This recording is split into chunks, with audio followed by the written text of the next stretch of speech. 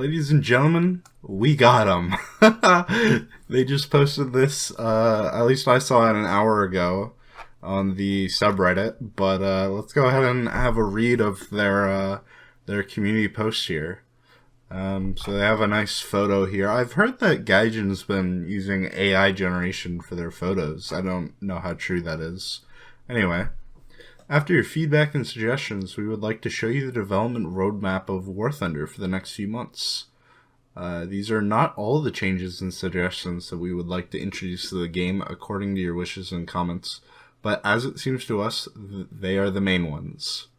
We will not be able to do more in the near future, and most likely after the implementation of the roadmap, you may have other suggestions, comments, and priorities that may change in general. Therefore, we plan to have another session of collecting feedback in the fall after the work is completed.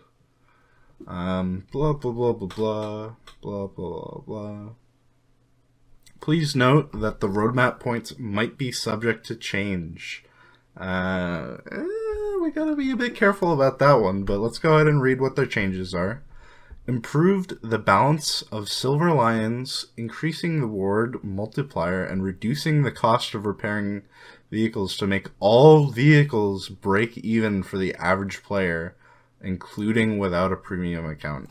That's huge. That's like what everyone's been asking for, it feels like. Alright, what's this next point? Calculations of the economic parameters of each vehicle from average indicators instead of vehicle statistics. This is this is crazy. This means like Sweden and France, for example, where the players are so good that like the repair costs are just insane, even though the vehicles are just like maybe a little bit above average. And certainly with like France and Sweden's very early vehicles, sometimes they're kind of shitty and sometimes they're actually good. The average statistical indicators will be calculated, after which they will be used to calculate rewards and repair costs for each vehicle in accordance with its economic rank. Improvements to premium accounts. If your total repair cost exceeds your income, you will be compensated after the battle, ensuring that your SL tally for the match remains at 0 unless you have team killed. This is a huge change. Huge, absolutely massive change for premium players. This means every single match they will be making lions, no matter how many vehicles they lose. This is like, these are the solutions for the one-match leavers. Adding free backups to newly purchased premium vehicles, that's pretty good. Dynamic repair cost reduction. The shorter the lifetime, the cheaper the repair. That means if you just spawn an AA and some like plane dive bombs you and spawn, you will pay less. That's crazy. All these changes are good. Capture point reward for vehicles that failed to survive until capture completion. Oh, so this means if you're capturing a point, like the airfield arcade matches or the ground 3 capture point things, if you die when it's halfway captured, that means you'll still get some points. Free repair if destroyed by an ally. Why was this not already in the game? They pay a cost for shooting you. Why does that not go to you? I don't understand. This should have been in the game like a decade ago. Detailed calculation of the reward in the mission results window as well in the private message window after the battle ends. It's pretty good. I don't think that's gonna be a major thing. Changes to progression and research points. Condensing of tech trees by group. Jesus Christ. Condensing of tech trees by grouping of vehicles and decreasing required research points to research vehicles in groups by 2 times. That's really good. Reduction of research and purchase costs of rank, of high rank aircraft. Skill bonus in RP. Extra reward for a certain number of kills in a session. The required kill number as well as the bonus values are determined by the game mode and vehicle rank. For example, the approximate Values for rank 3 arcade ground vehicle battles are 3 kills plus 15%, 6 kills plus 30%, 9 kills plus 50%. So this means people that will, perform well in matches actually will get the additional research points. We've seen a lot of posts in the Reddit about how they get a 10 kill match and they drop a nuke and they only got 4,000 research points. This should hopefully resolve that issue for these guys. Detailed calculation of the reward in the mission results window, blah, blah, blah. That's just some feedback stuff for people. Research bonuses for new nations. After obtaining a top vehicle of one nation, such as a vehicle that will be clearly marked in the research tree, a bonus is added to the research of vehicles of this type in other nations, where the top tier vehicles have not yet been received. The bonus is given for 3 battles every day for each nation separately and depends on the rank of the researched vehicle. That sounds kind of complicated, and it seems like that's going to be coming in October to November. So hopefully we get more details on what that looks like. Some naval shit, I don't care about that. I don't think anyone cares. Revision of the use and obtaining of the fire prevention equipment, repair sets for tanks and ships, as well as the countermeasures for aircraft. Boys, they gave us the free Abrams. FBE and parts, free FBE and parts. Like, why not give everybody a free Abrams tank? To if we're doing that, they gave us the free Abrams. Oh my god. No, I'm joking. So FE of ground vehicles will be split into default for single-use fire extinguishing and an improved type which requires module research and is capable of extinguishing fire twice. Parts and ground vehicles and tool sets of naval vessels will be split into default and improved. Default tools available without modification research will field repair of all modules, not only mobility ones, until partial functionality, similar to arcade battle repair mechanics. Standard countermeasures will become available immediately to research aircraft options such as chaff only.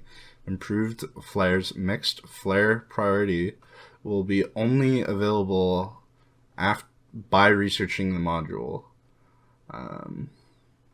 Mission points reward for repair and fire extinguishing assistive allies. So it sounds like you'll get some points if you help your friends. Helicopter research progression by playing ground vehicles. The player will be able to select either tank or helicopter to channel the research points in ground battles. That's insane. That means you don't have to play a 5-hour helicopter EC match. You can just play a tank and grind your helicopter. Addition of the limited list of battle tasks and some battle passes tasks to update existing aviation simulator battles. Some sim stuff. Blah, blah. Some more sim stuff. Matchmaking. Night battles are temporarily disabled in the La Royale update. In the future, they can be optionally enabled. Display of BR ranges in the map filter. That's pretty good. Blah, blah, blah, blah. Just some map changes. Let's see. Is there anything else interesting here? The strike UAV is moved above 9.7 and matching VR above 10.7. Refinement of the damage model for small caliber heat rounds. That's pretty good. Improved indication for spawn zone protection. First is a more obvious indication of hits on players protected by the spawn zone so that the shooter understands why their spawn went through the protected vehicle. Second is an indication of players firing at the spawn zone. Such shooters will be additionally marked in the game world and on the minimap, similar to being scouted. So it sounds like if you shoot into someone's spawn, you'll get scouted? That's pretty cool. Finalization of the mechanics of the commander sights and tanks, adding a short delay to hunter-killer mechanics. I think Spookston just made a video about that, or at least that was one of his complaints, so that's cool. Commander Override has been pretty broken ever since it was added. It makes killing the gunner practically pointless. Ability to accept an apology for a team kill. The apologizing player is not awarded penalty points, followed by a possible kick, blah, blah, blah. So that's cool. If you accidentally TK an air, for example, making it easier to report hate speech. Cool. And then they have a big map for their major updates. Let's see. So in June, we can expect the Silver Line and progress updates, as well as some matchmaking. Just generally in summer, some more Silver Line changes, some more research point stuff, and some other changes. Autumn, we can expect some other Silver Line changes, some other gameplay and matchmaking stuff. And finally, in October to November, we can expect that thing about the research bonuses for new nations. So I see this as an absolute win, guys. We got like a majority, if not all of the changes we asked for. Maybe when these changes come out, it's finally, time to go back to War Thunder for some of these players that have been gone for 1 or 2 years now. And especially those protesting, maybe this is what can bring you back. Absolutely, I think this is a good post here. And hopefully this, satiates the community. But we'll have to see how Gaijin actually starts to implement these things. If they implement them in a way the community doesn't like, we might see more protests. Or if they, deviate from this or roll back changes, as they alluded to still being able to do.